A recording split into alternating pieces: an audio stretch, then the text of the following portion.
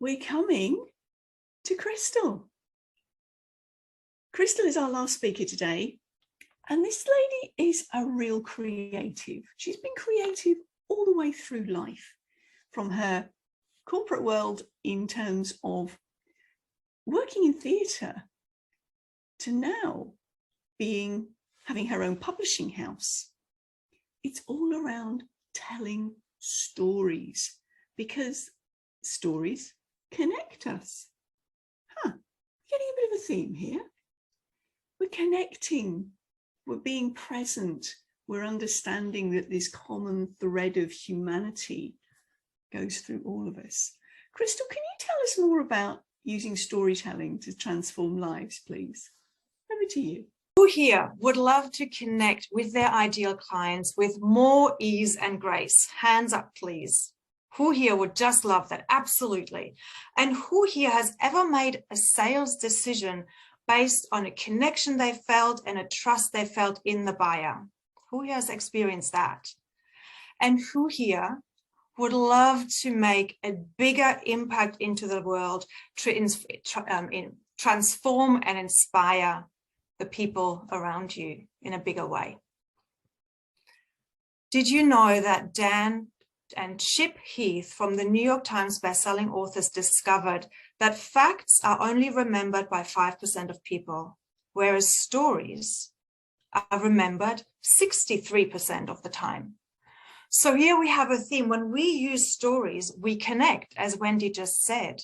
And Vanessa Boris from the Harvard Business puts it in these words. She's saying that telling stories is the most powerful means that leaders have to influence, teach, and inspire.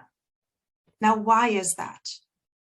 It's because stories bypass the intellect and they connect straight to our heart. They connect us human to human, soul to soul. When we hear somebody share a story, we immediately go into connection, comparison, thinking where are we like each other? And even if you've not experienced the same thing as somebody else has, we find the underlying theme. And I've experienced this over and over with the authors in my books. And when we tell stories with purpose, by looking at the theme that is underlying them, that's when we really harness their power. Because who doesn't want to be entertained, right? Like we connect with something more when we're having fun. That's a proven fact as well. And we connect with something more when we're moved. And what I find the most important thing about the power of story is that it's unique to you. Nobody has your story. So when you're thinking about being a business owner in a competitive marketplace that is saturated with lots of coaches or lots of publishers or lots of whatever you're doing, and you're getting into this overwhelm and this, oh my God, you know, I'm just invisible. They're all much better than me. If you come back to your story and why you do what you do, all of that disappears. At least that's been my experience. Has anybody experienced that before? Like coming back to why you do what you do. Exactly. So that's why stories matter. So let me share with you why I do what I do. For me, it's all about empowerment. That has been my theme all the way through. You know, I've empowered actors on stage giving their best performance. Then I became a transformational life coach. And now I'm empowering change makers, conscious leaders, and creatives to becoming best-selling authors and sharing their stories so that that ripple effect can empower the world. Now, why is this important to me? Firstly, philosophically, because again, and this is a bit of a theme, we've been controlled for thousands and thousands of years. How? Through fear.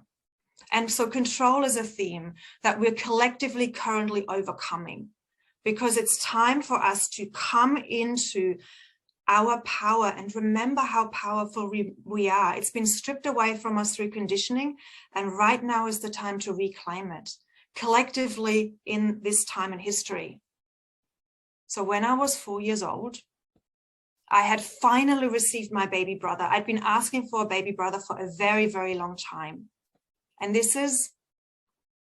we were sitting on a sofa. My mum had his bottle, and she had a kettle that was open and boiling so she could heat it up. And so for whatever reason, my baby brother's feet were close to this kettle and it splashed all over my chest.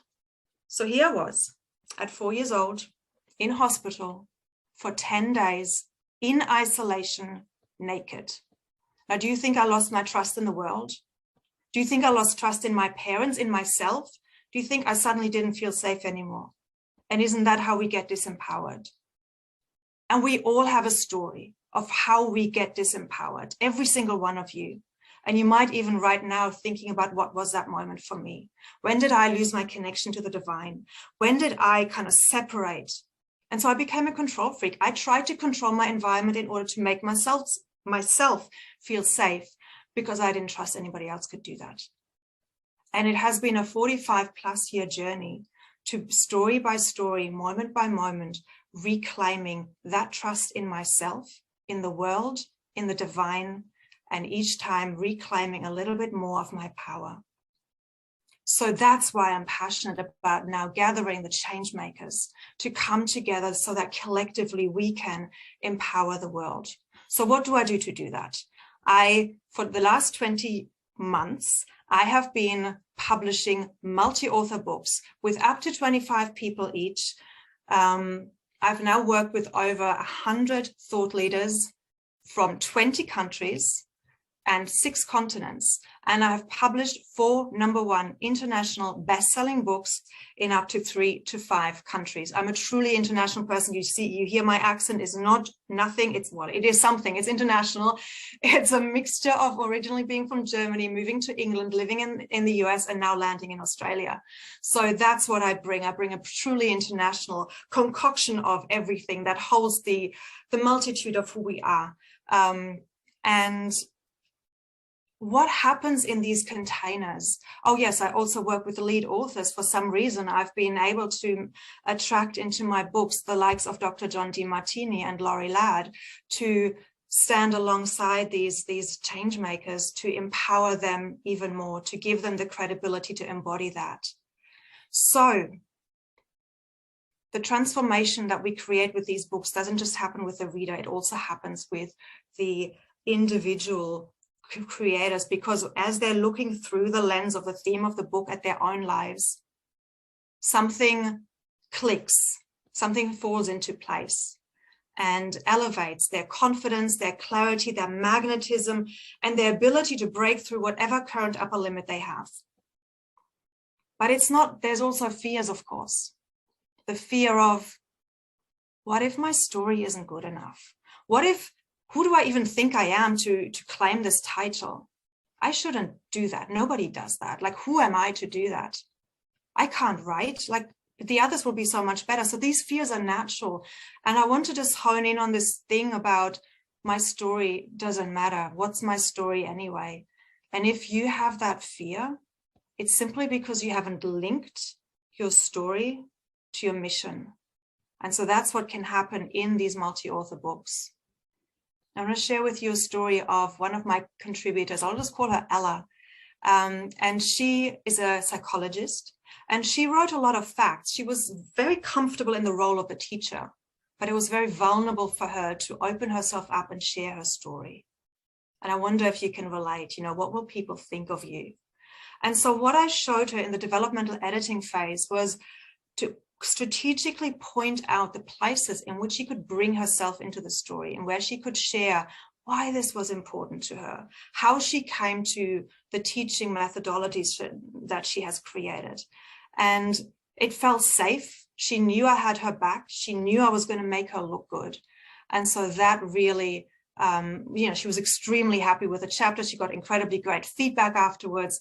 And yeah, really embodied that ability to be a best-selling author. So I'd love you, if you like, I invite you to close your eyes for a moment and just think about embodying this title of international #1 best-selling author, perhaps for the first time, perhaps for the 10th time, because each time we grow that little bit more.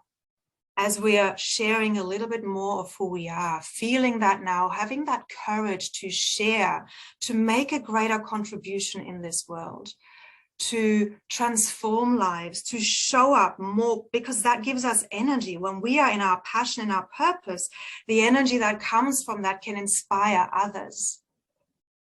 So feel that right now, and feel what transformation you can create in your world because you have the courage to change, to share your story. Just breathing that in and just coming back. And in the words of Maya Angelou, there's no greater agony than bearing an untold story inside of you.